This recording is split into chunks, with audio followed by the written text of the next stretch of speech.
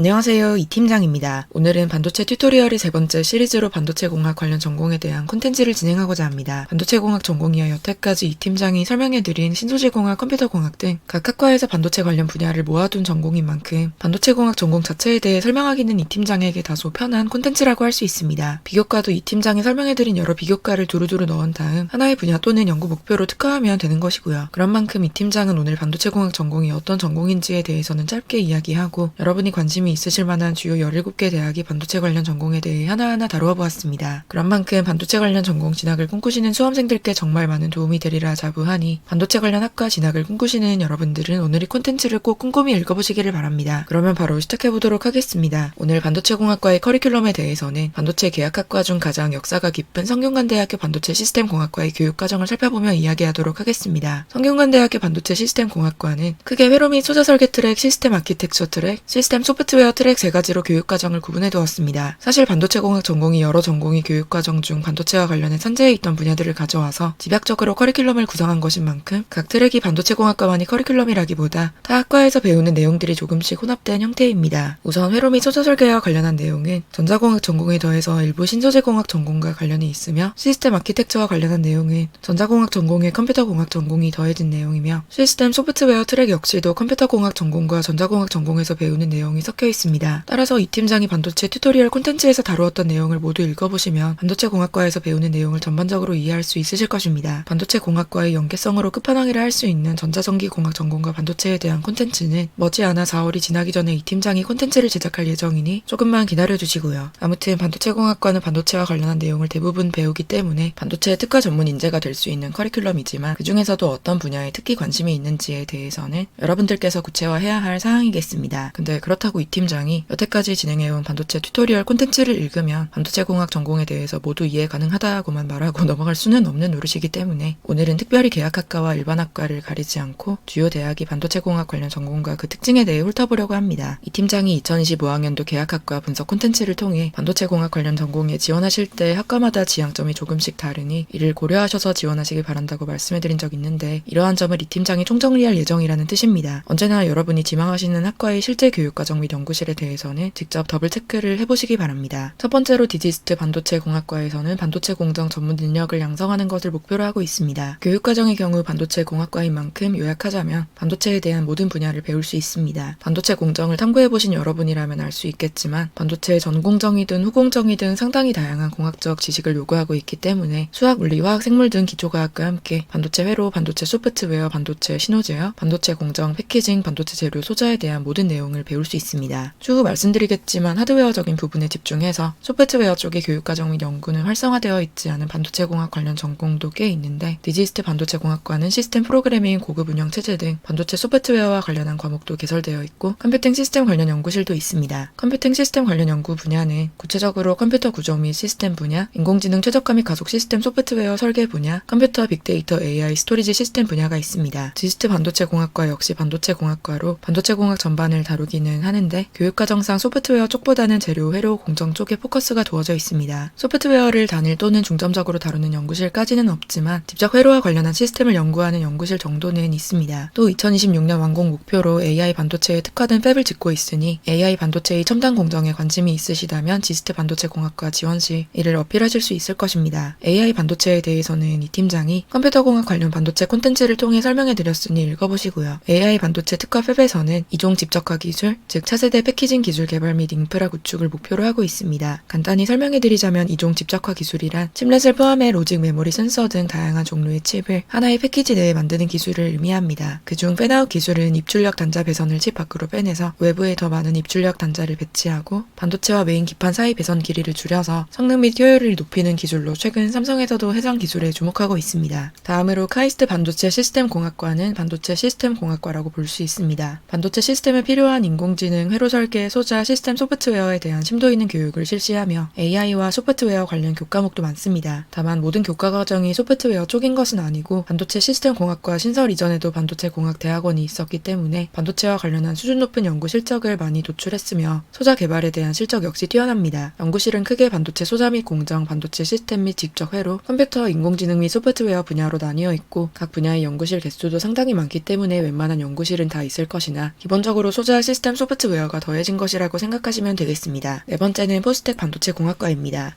포스텍 반도체 공학과 홈페이지 연구 분야 탭에 들어가 보시면 포스텍 반도체 공학과는 포스텍의 권하기념인 소재산업 관련 연구의 세계적인 중심지로의 발전에 부응하여 기초 소재를 기반으로 하여 소재산업에 이바지하는 교육 및 연구 체계를 구축하고 있다는 내용이 있습니다. 연구 분야에는 첨단 메모리 반도체, 유연 신축성 반도체, 바이오 반도체 등 소재와 엮을 수 있는 부분이 꽤 있으니 소재와 소자에 관심이 있는 학생들을 이를 살릴 수 있겠습니다. 하지만 교육과정을 살펴봤을 때 그렇다고 소재 관련 교과목이 엄청나게 발달해 있는 것까지는 아니고 다른 대학처럼 회로, 소자, 공정 등에 대한 과목이 커리큘럼에 두루 있습니다. 그래서 꼭 반도체의 소재에 특별히 깊은 관심이 있는 것이 아니라도 다른 분야에 대한 뚜렷한 지망이 있다면 지원하셔도 무리가 되지는 않을 것입니다. 그리고 타 과학기술원이 반도체공학 관련 전공이 학석사 통합과정 5년이지만 포스텍 반도체공학과의 경우 학석사 통합과정 6년에 해당한다는 점에도 유의하시기 바랍니다. 사실 포스텍이 엄밀히 따지고 보면 과학기술원이 아니기도 하고요. 다섯 번째로 유니스트 반도체공학과도 반도체공학과라서 반도체 공정, 반도체 소프트웨어, 반도체 회로, 반도체 소자, 반도체 특론 동향 등 모든 내용을 배웁니다. 다만 유니스트 반도체공학과 운영 전략에 소자라는 키워드가 눈에 띄기도 하고 이미 반도체공학과 신설 전에도 반도체 소재 부품 대학원에서 여러 성과를 냈기 때문에 반도체 소재 분석, 소자 공정 모델링에 이르는 소재와 소자 분야에 관심이 있는 학생들이 유니스트 반도체공학과에 특히 적합할 것으로 보입니다. 여섯 번째로 종합대학교에 위치한 계약학과인 고려대학교 반도체공학과는 반도체공학과라는 이름에 걸맞게 컴퓨터 시스템 및 소프트웨어, 반도체 소자 및 IC 공정, 집적 회로, AI 및 신호 처리 등 모든 분야를 배울 수 있습니다. 따라서 여러분이 반도체 공학에 대한 목표를 잡고 어필하기 나름이겠죠. SK 하이닉스 계약학과라고 해서 반드시 졸업 후 SK 하이닉스로 바로 취업을 해야 할 필요는 없고 반도체 혁신 기술에 대한 추가 연구를 진행하고자 하는 경우 학과에서 적극 지원하기도 하니 이러한 사항을 참고하시기 바랍니다. 오늘 처음 등장한 시스템 반도체 공학과인 서강대학교 시스템 반도체 공학과에서는 학과명 그대로 차세대 시스템 반도체 인재를 양성합니다. 차세대 반도체 소자 및 공정, IC 설계 및 아키텍처, 메모리 시스템 및 관련 소프트웨어 전반에 대한 내용을 배우며 시스템 반도체에 특화되어 있다는 점이 특징입니다. 2023학년도에 신설되어서 아직 3학년 이후의 교과과정이 어떨지에 대해서는 정확히 알 수 없지만 홈페이지 교과과정 상으로는 시스템 반도체뿐 아니라 다양한 반도체 이론에 대해서도 두루 배우는 것으로 보입니다. 하지만 학생부 종합 일반 전형에서 서류 100%의 수능 최저 학력 기준을 적용하지 않은 방식으로 선발하는 만큼 입학 시에는 시스템 반도체의 필요성과 발전 전략 등 시스템 반도체에 특별히 관심이 있는 것을 생활기록부에서 보여주시는 것이 더욱 좋겠습니다. 여덟 번째로 성균관대학교 반도체 시스템 공학과는 콘텐츠의 초입에서든 2025학년도 반도체 관련 전공 분석 콘텐츠에서든 회로 및 소자 설계, 시스템 아키텍처, 시스템 소프트웨어 3가지 트랙을 운영하고 있다고 이 팀장이 설명해드렸습니다. 해당 분야에 대한 전반적인 지식을 다루고 있으며 가장 역사가 깊은 계약학과로서의 면모를 강조하셔도 좋을 것입니다. 연세대학교 시스템 반도체 공학과도 서강대학교 시스템 반도체 공학과와 마찬가지로 시스템 반도체에 특화되어 있습니다. 반도체 공정, 소재부터 아날로그 디지털 회로, 하드웨어, 소프트웨어 시스템까지 시스템 반도체의 전 영역을 다루고 있으며 일반 반도체에 대한 내용까지 다루고 있지만 지원 당위성은 시스템 반도체 쪽으로 잡아주시는 것이 더 좋겠습니다. 연세대학교의 경우 학생부 종합 활동 우수형 전형이 면접형 학생부 종합 전형이기는 하지만 제시문 기반 학업 역량 면접을 실시하기 때문에 여러분이 생활기록부에 대한 이야기를 하기는 어렵습니다. 메모리 반도체나 반도체 전반에 대한 관심이 두루 퍼져 있더라도 학업 역량이 높거나 활동 수준이 높다면 얼마든지 지원할 수는 있지만 시스템 반도체 쪽으로 진로 목표를 좁히는 것이 조금 더 시스템 반도체 공학과에 어울리는 방법이 되겠습니다. 추가로 연세대학교 시스템 반도체 공학과 홈페이지에 들어가시면 연구 분야가 정말 일목요연하게 정리되어 있습니다. 크게 설계, 시스템 아키텍처, 반도체 공정 분야 3가지로 나누어 각 분야에서 연구하는 하위 분야까지 내용을 일목요연하게 정리해두었으니 시스템 반도체와 관련해서 어떤 연구를 하는지 궁금하신 학생 및 학부모님들께서는 꼭 연세대학교 시스템 반도체 공학과 홈페이지에서의 설명을 통해 대략적으로 감을 잡으시는 것을 추천해드립니다. 한양대학교 반도체 공학과 역시 반도체 공학과에 걸맞게 웬만한 내용은 다 다룹니다. 회로 설계 이론, 소프트웨어, 공정 소자 이론을 두루 다루는 교육과정입니다. 추가로 말씀해드리자면 소자면 소자, 설계면 설계 이렇게 나뉘는 것이 아니라 반도체가 매우 복잡한 첨단 산업인 만큼 소자, 설계, 공정 등이 두루 얽혀있기 때문에 각각을 따로 보시기보다는 이들의 연계성에 대해서도 학습해보시면 도움이 될 것입니다. 11번째로 국민대학교 전자공학부 지능형 반도체 융합전자전공은 전공명에 반도체가 들어가기는 하지만 전자공학부 소속인 만큼 전자공학 전반이 교육과정을 바탕으로 합니다. 그래서 전자공학 전반에 관심이 있는 것이 보이는 전자공학 기반 반도체를 다루는 생활기록부가 좀 더 유리합니다. 프로그래밍, 코딩 역량도 있으면 당연히 당연히 좋지만 전자공학이나 반도체에 대한 역량 없이 프로그래밍에만 특화된 것은 해당 전공과는 결이 다소 다를 수 있습니다. 그리고 지능형 반도체인 만큼 차세대 반도체를 연구한다고 할 수 있는데 지능형 반도체의 개념과 관련 비교과에 대해서는 이 팀장이 2025학년도 반도체 관련 전공 분석 콘텐츠에서 설명해드렸으니 이를 확인해보시기 바랍니다. 또 최근 지능형 반도체는 하드웨어가 소프트웨어의 기능을 구현하는 것에서 더 나아가 인공지능이 소프트웨어만 있는 것이 아니라 하드웨어적으로도 하드웨어 가속기로서 하드웨어가 유용한 기능을 하는 등으로 스마트하게 변혁을 일으켜야 인공지능 및 소프트웨어가 더욱 새로워질 수 있을 것입니다. 소프트웨어에만 구애받지 않는 하드웨어 자체의 발전 역시 중요하고 하드웨어와 소프트웨어 연계를 잘 다루는 전문가가 변화를 선도하리라는 것을 기억해 주시면 좋겠죠. 단국대학교 죽전 캠퍼스 융합반도체공학과의 커리큘럼은 기타 반도체공학과와 별다를 것 없이 반도체의 회로, 소자, 신호 등을 다룹니다. 교육과정상 소프트웨어 관련 과목보다는 하드웨어 쪽을 다루는 것으로 보이고요. 단국대학교 죽전 캠퍼스 융합반도체공학과의 경우 특징적으로 IC 설계 및 테스팅 그리고 반도체 소자 공정 재료라는 두 가지 특성화 트랙을 제공하며 반도체 분야 대학원 인력 양성 사업의 일환으로 차세대 시스템 반도체 설계 전문 인력 양성 사업, 차세대 반도체 불량 분석 및 품질 관리 전문 인력 양성 사업, 시스템 반도체 융합 전문 인력 육성 사업을 진행하고 있으니 면접에서 이를 하나의 소스로 활용할 수 있겠습니다. 동국대학교 서울 캠퍼스 시스템 반도체 학부는 차세대 지능형 반도체 소자 및 시스템 반도체 회로 설계 분야에 대한 특성화를 추진하고 있습니다. 역시나 시스템 반도체에 대한 흥미가 특화되어 있으면 더욱 좋고 홈페이지상으로 교육과정이 명시되어 있지는 않지만 반도체 소재, 소자, 공정, 회로 설계 전 분야에 대한 기본 지식 및 나노 반도체 소재, 나노 반도체 소자, 나노 반도체 회로, 나노 반도체 시스템 등을 포괄적으로 아우르는 미래 반도체 과학 기술을 배울 수 있는 것으로 보입니다. 명지대학교 반도체공학과는 소부장이라 불리는 반도체 분야의 소재 부품 장비 분야에서 반도체 산업 인력을 양성하는 것을 목표로 하고 있습니다. 교육과정을 보시면 3, 4학년 때 반도체 제조 IT, 반도체 소재 기술, 반도체 부품 기술, 반도체 장비 기술 분야의 전문 트랙을 중심으로 반도체 소재 부품 장비 분야의 핵심 전공 지식을 습득하며 3학년 2학기와 4학년 1학기에 개설되는 실무형 실습을 병행하는 전공 심화 과정 강좌로 실무형 인재로 거듭나게끔 하고 있습니다. 서울과학기술대학교 지능형